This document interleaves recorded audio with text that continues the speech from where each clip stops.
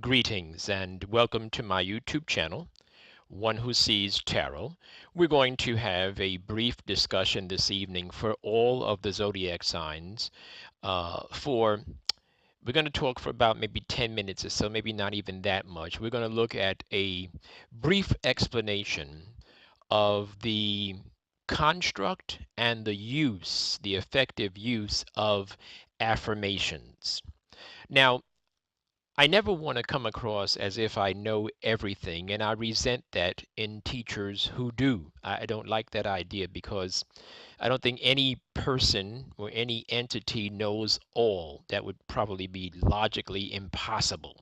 So, what I can tell you and what I will share with you this evening is what has worked for me in my own personal life, and I can share with you how I did it and I can tell you some of the results. And then I can also give you some pointers about how to construct an affirmation, if you will. So I want to talk first about the idea of the differences between prayers, prophecies, and affirmations. So a prayer is usually something that is done in a religious setting.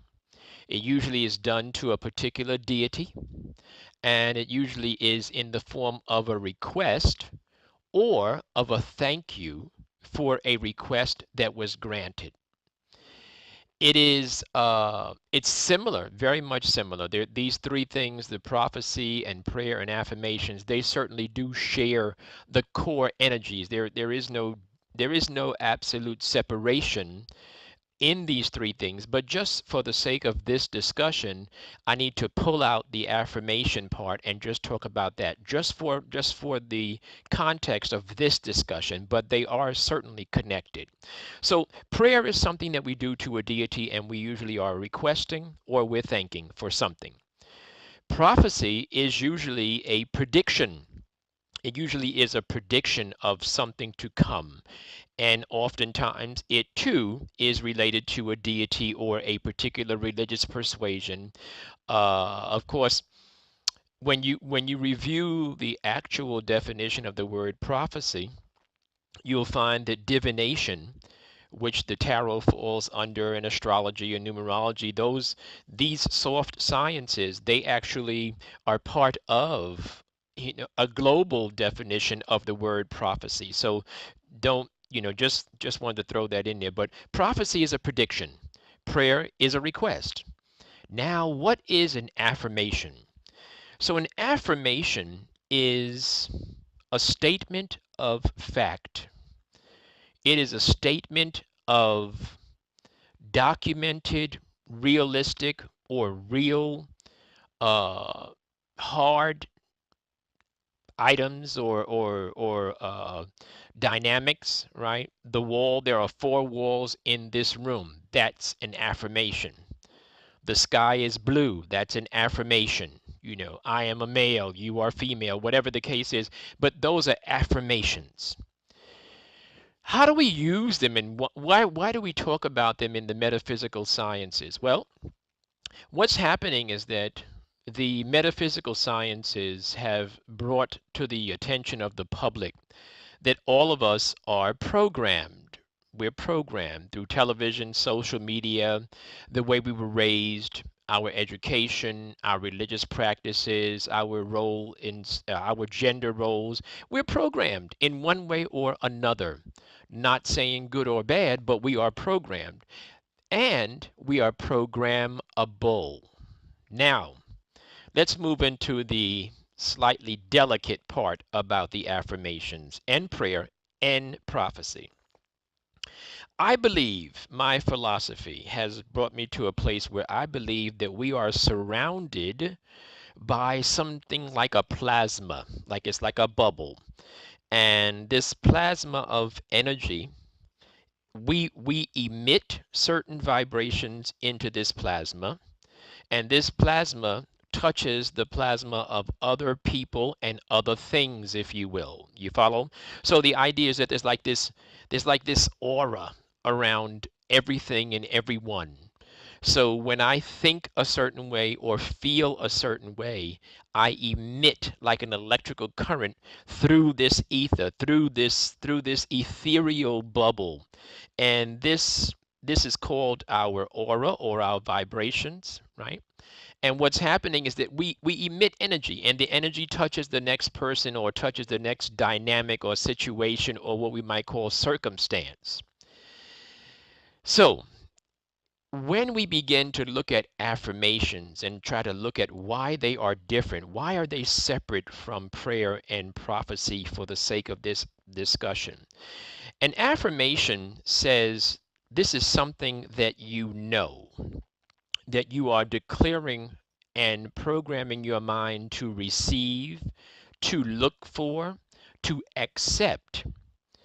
An affirmation is something that you know it because you feel it. You sense it, you smell it, you touch it, you taste it. It is a statement of fact. So how can we use it in the metaphysical sense? Well, I had I visited, let's see. One of the things that I do when I'm shopping is or when I'm looking for something is I visit the stores a lot. And I what they call window shop or retail therapy, so to speak. So I touch things and I try things on and I feel them. I feel the texture of things against my skin. This goes for cars. This goes for books, computers, whatever I'm in the market for. I visit it first. And what's happening is that my mind is taking a picture and my senses are taking their separate and collective pictures of this thing. As I move to the place of affirmation, I have to first feel that I deserve that thing. I have to first feel that it is my destiny to have that thing or that dynamic. Where do you get that feeling from? Now is where you get into another level of delicate thinking. See, I believe that all of us are destined for greatness, whatever greatness is for you. I believe all of us are destined to be successful, and I believe all of us are God-like. All of us are spiritual beings. So the reality that we were born in and the reality that we grew up in is that's a reality, quote unquote. It's not the reality. It's a reality. So if you grew up in a certain neighborhood, no one should walk up to you and say, "Well, just because you grew up here doesn't matter." No, it does matter where you grew up. It does matter who was responsible for your nurturing. That is a fact. But there's something inside of you that you have to reach inside and touch it. You have to know some things. And this is why I also teach people that part of what you have to do is you have to find a way and you have to accept and embrace the idea of being alone but not lonely. So you find that space and you spend time with yourself and it's private, and then you find something happens. You feel what we might call in the religious world a witness. You feel some kind of a touch, like when you touch the car that is your destiny or your destined car to have. You feel something, right? But you can't explain that to other people. Okay, you look at a house that you want to own. You feel it. It's something that's been haunting you, so to speak. It's in your subconscious. That's our spiritual part. That's our destiny path. It's part of who we are. It's part of what we are. It's part of how we were constructed. We begin to create affirmations by writing things down that we feel in the way of good. Now, when you write your affirmations, you have to understand you are working on something that you're going to use to program or reprogram your thinking. So you don't say, I am sad, because you want to get away from being sad. You don't want to be sad. You want to be happy. So you don't say, I am sad. What you say is, I am happy. And then you reflect in your mind on a time or an experience that made you happy.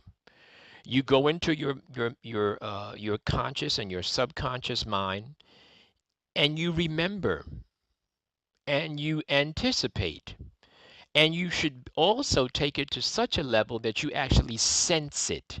So in other words, you feel it. You feel it in your skin. You feel it, you smell it, you hear it. You see it in your third eye, in the mind's eye. Sometimes children and others engage in this type of affirmative or this affirmation type of action that we call daydreaming.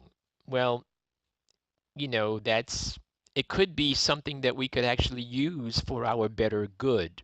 So you write down the things that you feel in your gut you are entitled to. So I wanted to move to another address or another location.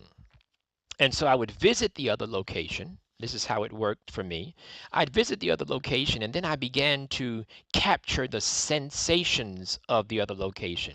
So I walk through the community that I wanted to live in, and I feel the sun on my skin, and I smell the flowers. And I squint my eyes because in the community that I want to live in, sometimes the sun is rather bright in some places as I'm walking. There's water. There is a river that's near the location that I wanted to move to. There are mountains there. So I visit those places, and I let my senses capture the sensations or the vibrations from those places. Then I write an affirmation. The affirmation says, I live XYZ. I live in so and so. I live at this address. I am happy. I am whole. I am healthy. Now, each of these statements of I am, they are affirmations. See, you're not saying, I pray that I will be. You're saying, I am. When you've written your affirmation, now, one of the secrets to dealing with affirmations is don't make an affirmation that is vague. In other words, don't make it vague to yourself. Don't lie to yourself. Don't say, I'm happy. What does that mean? Unless you know what you mean by that. So make sure that you're clear. If you want to make a certain amount of money, make sure that it's an amount of money that you actually can grasp and wrap your mind around. If it's a certain community that you want to live in, make sure that it's something that you really believe that is your destiny path. Make sure you really believe that. So here you have this affirmation that you've written.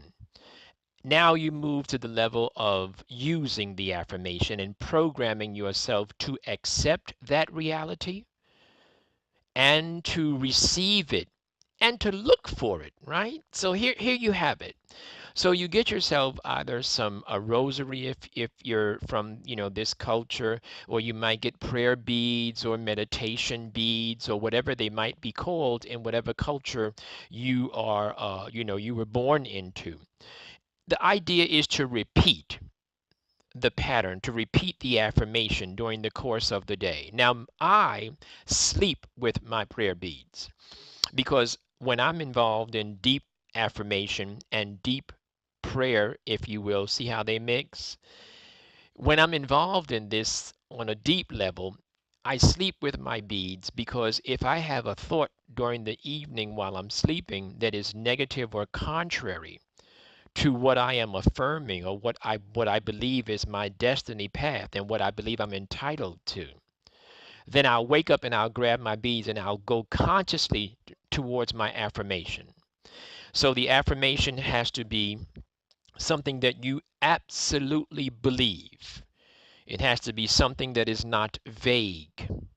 And when I say believe, go back to that, something that you believe is your destiny, something that is not vague to you. Don't lie to yourself. Something that you actually have experienced so that you have a sensation of it. You either can smell it, or you can hear it, or you can feel your body doing that particular dance, or doing, walking in this community and hearing the trains or the traffic or the rivers or the mountains. It has to have that type of frame. It has to be something that you see, believe, talk about, feel, and sense. You have to sense it, right? So you have to feel it, and then it has to even go deeper. It has to be a part of your core. And that's how you use the affirmation. So you write it. How long should an affirmation be? I would say the affirmation should be no more than 10 statements, because you don't want to be unrealistic and confuse your thinking. You don't want to try and program yourself or reprogram yourself entirely with one shot, right? So you want to have it about 5 to 7 statements of what don't forget, now listen to this recording again, what you believe you're entitled to, what you feel is your rightful, what is your rightful inheritance from the universe. Okay? So you write down your affirmation, you use your beads, and you keep saying it over and over again. You say it while you're traveling in public transportation. You say it before you go to sleep. You say it when you wake up. Instead of watching television and engaging in something that's going to program your mind and your thinking negatively, you use the beads and you follow through with your affirmation. Don't forget what I said. An affirmation is a statement, it is not a request. Okay, it's a statement. I am. I have. Not I will. I will is not a statement. That is more or less a plan or a prophecy, could be. But I am. And what happens is you align your vibrations up with the better good that is your destiny. And then the universe around you feels you accepting this truth about your destiny, and the universe around you begins to send like signals across pathways. And then people and circumstances and situations begin to respond to your affirmation. Okay? All right. I said I was going to make it brief, so this is a little bit longer than anticipated, but this is pretty much how affirmations work. The idea is to affirm, to make statements of facts. I am. I have this Corvette. I have a Jaguar. I have everything that I have created affirmations for, I have achieved, I have experienced. That is my experience with affirmations. Those of you that would like something further in the way of workshops or helping you with your affirmation, you may reach out to me. You have the information. Talk to you later.